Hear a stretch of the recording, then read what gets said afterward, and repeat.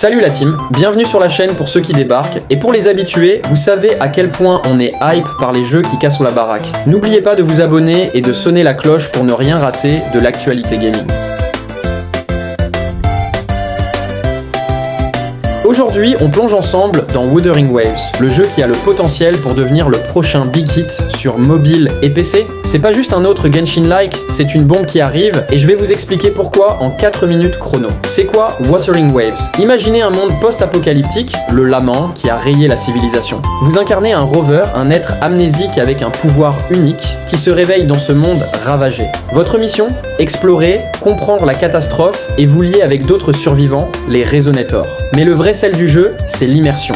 Le monde n'est pas qu'un beau décor, il réagit à vos actions. L'ambiance sonore est dingue, avec une OST qui s'adapte à vos combats et à l'environnement. C'est sombre, c'est mûr, et ça change des tons trop colorés auxquels on est habitué.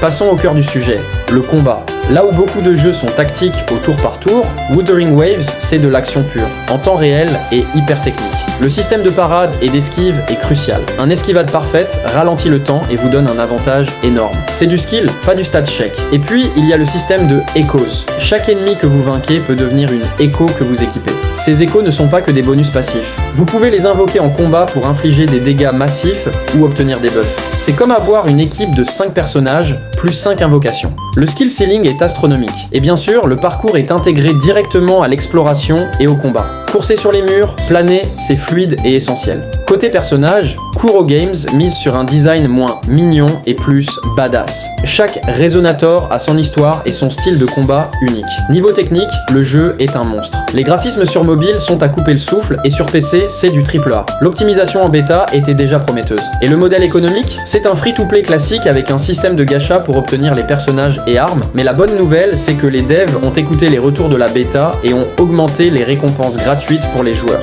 Bon point. Alors, le verdict de la team? Wuthering Waves, c'est bien plus qu'un clone. C'est une expérience qui mise sur l'action rapide, le skill et une ambiance sonore et visuelle unique. Un combat dynamique et profond. Le système Echo, génialissime. Un monde ouvert, immersif. Des graphismes de folie. Le modèle gacha, toujours présent.